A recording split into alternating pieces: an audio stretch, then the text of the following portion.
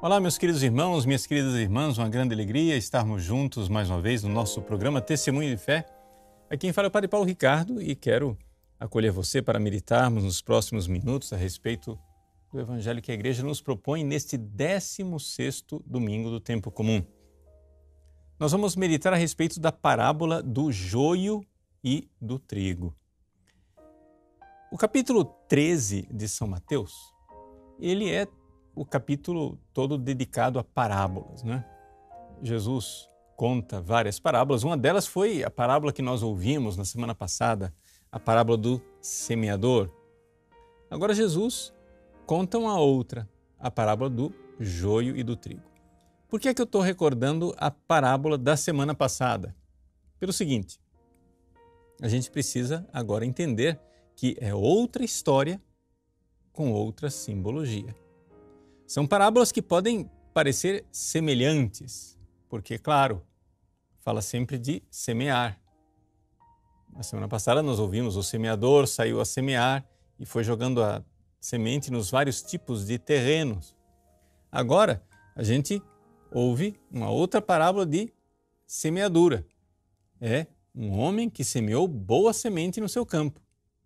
E depois, enquanto todos dormiam, veio o seu inimigo e semeou o joio no meio do trigo. Então, pode parecer que elas são semelhantes, mas na verdade estão falando de duas coisas bem diferentes. Na parábola do semeador, a semente é a palavra de Deus. Agora, na parábola do joio e do trigo, a semente não é mais a palavra de Deus, as sementes são as pessoas.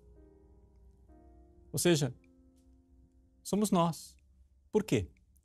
Porque aqui a parábola está dizendo que Deus semeou no campo do mundo as pessoas boas, as pessoas justas. Isso tanto lá no início com Adão e Eva, quando Deus criou os nossos primeiros pais, eles foram semeados nesse mundo justos, cheios da graça de Deus. Como também no início da igreja. Quando Jesus começou a pregar o Evangelho, etc., os membros da igreja que surgiram foram todos os membros bons. Esse é o trigo de Deus. Ou seja, quando o ser humano, ele brota do jeito que Deus planejou, do jeito que Deus sonhou com ele, esse é o trigo. Acontece o seguinte, é que depois que Deus fez a humanidade, vem o inimigo.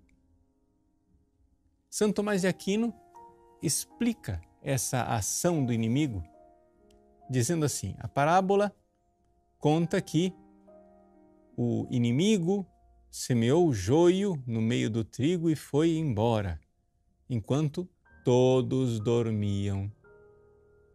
Santo Tomás interpreta assim, veja, a humanidade que foi semeada por Deus, boa, dormiu.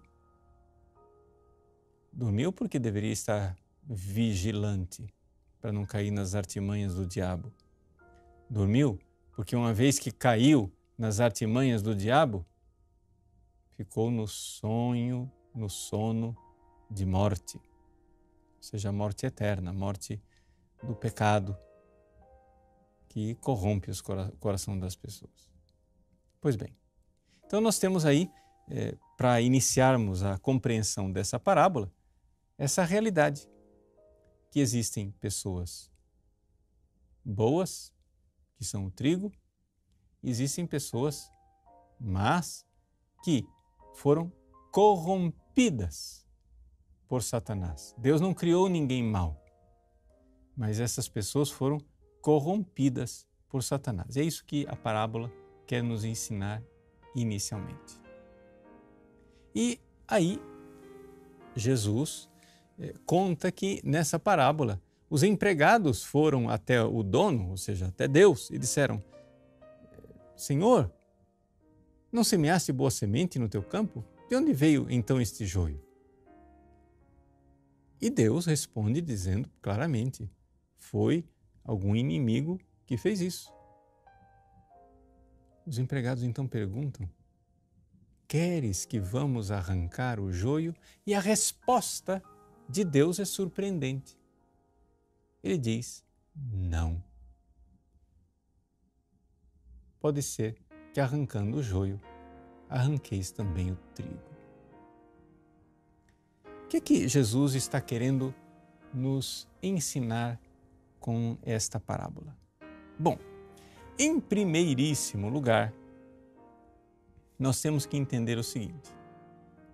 Primeira coisa que Jesus nos ensina é o fato de que nós estamos nesse mundo, mesmo que você tenha a graça de Deus, mesmo que você seja trigo de Deus, que você esteja no bem, que é realmente decidido por Deus, a primeira coisa que Jesus nos ensina é o seguinte, nós temos que saber que a nossa vida inteira nós vamos conviver com a maldade. Tá? Não queiramos criar um paraíso neste mundo, porque as pessoas que quiseram criar um paraíso nesse mundo, o que conseguiram fazer foi um inferno. Né? Ou seja, esses sonhos utópicos de que, não, nós vamos agora fazer justiça, vamos acabar com todo mundo que é mal. Né? Então você se põe agora na perseguição, na caça, né? A todos os maus, ao joio.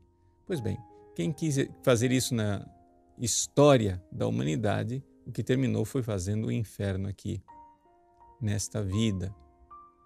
Ou seja, estes justiceiros genocidas. Milhões e milhões de pessoas morreram por causa desses sonhos utópicos de seres humanos que quiseram fazer o paraíso aqui na Terra. A Igreja nunca quis fazer o paraíso aqui na Terra. O Papa Bento XVI, quando era cardeal Ratzinger, numa de suas entrevistas ao jornal francês Le Figaro, perguntaram para ele o que é que ele esperava, né, nesse mundo, se esperava um mundo melhor, e o cardeal Ratzinger respondeu dizendo assim, eu sempre tive uma certa dificuldade, uma antipatia com o pensamento utópico. Ou seja, não é possível criarmos uma utopia, ou seja, um paraíso aqui na Terra. Aí o jornalista foi e perguntou para ele, então o que é possível esperar, se não podemos esperar uma utopia? O cardeal Ratzinger então respondeu, nós podemos esperar ter forças morais. Eu poderia acrescentar aqui, não corrigindo o cardeal, mas dizendo na linguagem da igreja, que ele não quis usar lá com o jornalista, nós podemos esperar ter a ajuda da graça, né? A força espiritual, a força que vem de Deus para nos opormos ao mal, à maldade, dentro e fora de nós, até o fim. Até o fim, gente, nós vamos ter que lutar com a maldade dentro e fora de nós. O pessoal que quer um pensamento utópico, que quer o paraíso aqui na Terra, que quer fazer justiça completa, total agora, geralmente sofre desta dificuldade fundamental. Acham que é muito fácil julgar os outros. E Jesus está nos dizendo nessa parábola, pode acontecer que arrancando o joio, arranqueis também o trigo. Não é tão fácil assim.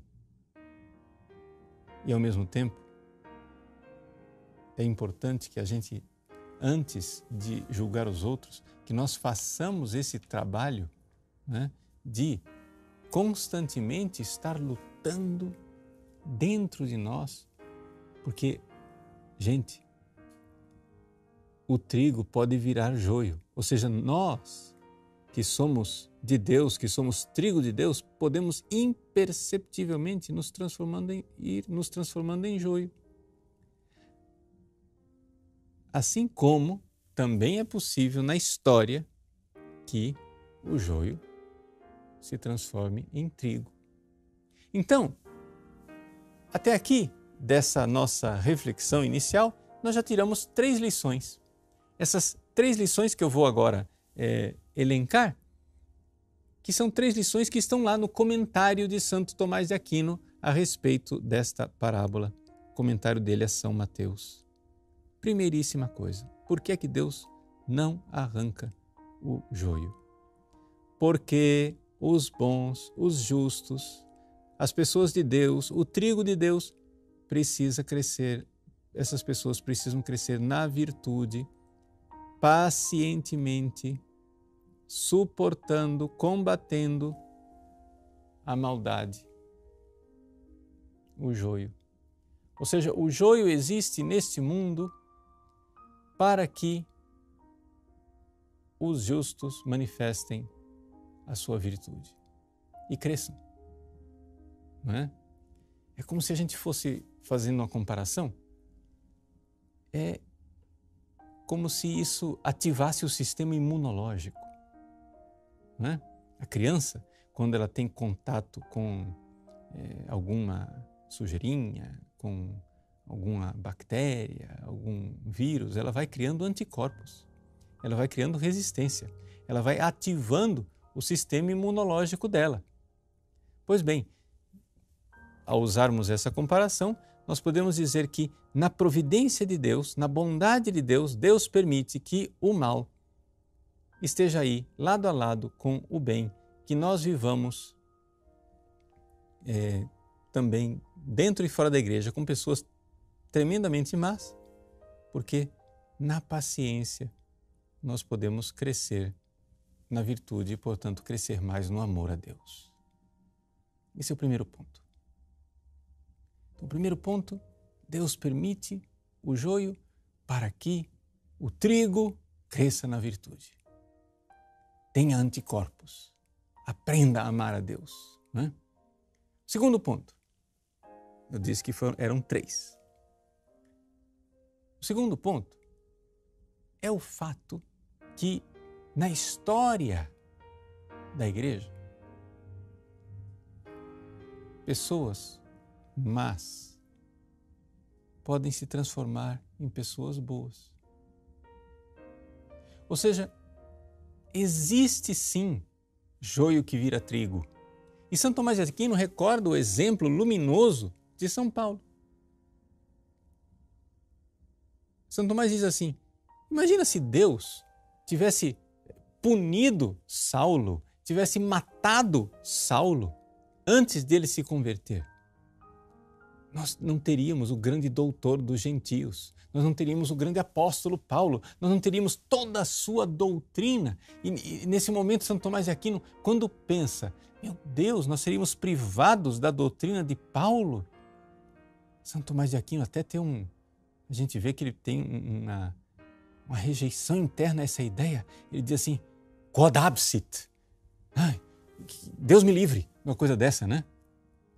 Avertat Deus, né? Quer dizer, ele diz, quod absit, que isso não aconteça. Misericórdia, que Deus tenha compaixão de nós. Já pensou que seríamos de nós sem a doutrina de Paulo? Então, vamos recordar, Deus não permitiria o mal se desse mal ele não pudesse tirar um bem maior. Então, o primeiro bem maior que a gente pode tirar é que os justos crescem na virtude. O segundo bem maior que a gente pode tirar é que realmente existem injustos, joio, que, por misericórdia de Deus, se transformam em trigo, como São Paulo. E o terceiro ponto, né? O terceiro ponto é o fato de que não vamos agora julgando rapidamente as pessoas, porque, de fato, existe a possibilidade de que nós, trigo, nos transformemos em joio. E o que acontece? nesses julgamentos que a gente faz dos outros, nós precisamos, em primeiro lugar, olhar mais para nós. Olhar mais para nós e ver como é difícil julgar, não é? Julgar realmente a situação, ver que nós, quando fazemos coisas boas, às vezes temos intenções más. Quando fazemos coisas más, muitas vezes não queríamos exatamente aquilo. Você está dizendo assim, mas padre, o senhor está querendo dizer que é um relativismo moral? O bom e o mal não é claro? Sim, o bom e o mal ele é muito claro na doutrina da igreja. O bom é o bom e o mal é o mal. Só o que acontece é o seguinte: nós não podemos fazer isso no lugar de Deus. Nós não podemos julgar o bem e o mal concretamente na vida de uma pessoa. Quem tem que fazer isso é Deus. O próprio São Paulo diz para nós: eu não me julgo. Porque o processo de julgar é difícil. Então, vejam, essa passagem está lá na primeira carta de São Paulo aos Coríntios, capítulo 4. São Paulo diz assim, né? A mim, pouco se me dá ser julgado por vós ou por tribunal humano, pois nem eu julgo a mim mesmo. Aquilo que eu falei, eu não me julgo. De nada me acusa a consciência, contudo, nem por isso sou justificado. Meu juiz é o Senhor. Interessante que essa passagem aqui, São Paulo está dizendo o seguinte: olha, eu confio em Deus, Deus é o meu juiz, Ele é bom, eu faço meu exame de consciência não está me acusando de nada, eu não fiz nada errado, mas mesmo assim, gente, eu não me julgo. Isso é uma das coisas mais fantásticas, ou seja, nós estamos na mão de Deus. Já pensou se eu, no juízo final, eu fosse o meu juiz? Eu estava perdido. Porque eu sou ignorante e sou mau. Como é que eu vou ser meu juiz? Eu vou ser julgado por Deus. Tem um amigo meu que, isso aqui é verdade, tá? Não estou inventando essa história não. Tem um amigo meu que teve uma experiência de morte próxima, Near Death Experience, né? Essa experiência de morte próxima, ele na UTI, não é? De repente, os aparelhos indicaram que ele tinha morrido. E o que é que ele viveu? Uma das coisas que ele disse para mim, ele disse assim: Padre Paulo, foi uma sensação de paz tão grande por saber que eu ia ser julgado por um juiz justo. Sabe por quê? Eu passei minha vida inteira lutando na justiça. Passei minha vida inteira e perdi tantas causas, fui julgado tão injustamente, condenado por a pagar coisas que eram injustas, etc, etc. E naquela hora que eu ia me apresentar diante de Deus, a primeira coisa foi esta sensação de paz, de saber, eu vou ser julgado justamente. Mesmo que eu seja condenado, eu não sei qual vai ser o final da história. Eu vou ser julgado por alguém que é justo. Isso é muito bom. Isso é fabuloso, isso é fantástico. Então, o terceiro ponto que a gente precisa colocar é exatamente isso. Gente, saiba, procure amar a Deus, procure seguir as coisas de Deus, procure estar com Deus. Mas, veja, o juízo vai ser com Ele. É Deus quem vai julgar. Esse é o terceiro ponto. Então, os 3 pontos que nós colocamos. Primeiro, por que é que Deus não arranca o joio? Primeiro ponto, porque é bom para nós convivermos com o joio, porque exercita nossa paciência, nosso amor, nossa fortaleza, nossa confiança em Deus, a gente cresce na virtude. É bom para os justos que crescem na virtude. Segundo ponto, por que é que Deus não arranca o joio? Porque tem joio que vai virar trigo. Tem joio que vai virar trigo. E Deus nos livre que eles não tenham tempo de virar. Que um São Paulo não tenha tempo de se converter, que um Santo Agostinho não tenha tempo de se converter. E o terceiro ponto é o fato de que o nosso juízo, ele é muito frágil. Nós devemos fazer nosso exame de consciência. Mas eu não julgo nem a mim mesmo. Deus é o juiz. E a gente não deve ficar confiando demais nos nossos julgamentos. Então vejam, meus queridos, diante dessa parábola, o que é que nós podemos dizer? Jesus está fazendo uma parábola sobre aquilo que é um pouco a história da igreja. A história da igreja diante de um dos maiores mistérios, que a gente poderia dar um nome. Qual é esse mistério que Jesus está tentando explicar aqui, nessa parábola do joio e do trigo? É o mistério de Judas. Ou seja, como é possível que dentro da igreja de Deus haja gente que é joio como Judas? Ou seja, não é um mistério que Jesus tenha pacientemente tolerado a presença de Judas lá no meio dos 12 apóstolos? Porque quando Jesus escolheu Judas, Judas era bom. Judas era um homem bom. Judas tinha fé. Acontece que ele, sendo trigo, o inimigo foi semeando no coração de Judas, foi semeando a iniquidade e a maldade, ele virou joio. E acontece que, apesar disso tudo, Jesus pacientemente suportou a presença de Judas. Por que ele suportou a presença de Judas? Por quê? Eis aí a parábola do joio e do trigo, que nos faz um pouco perceber um pouquinho deste mistério. É um pouco desse mistério. Não pensem que Jesus está esclarecendo tudo. Não. Ele está deixando ainda o mistério, ainda está na penumbra do misterioso, mas já está nos dando um foco de luz para a gente não se perder, para a gente não perder o rumo, não perder a confiança nele, sobretudo.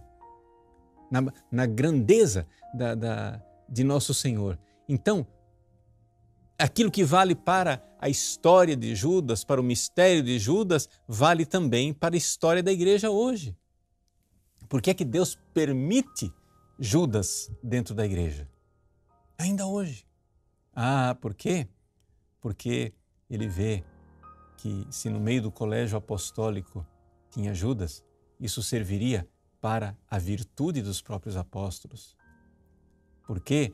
Porque Jesus sabe que existe muitas vezes a situação em que a pessoa está se tornando joio, mas ela se converte, né?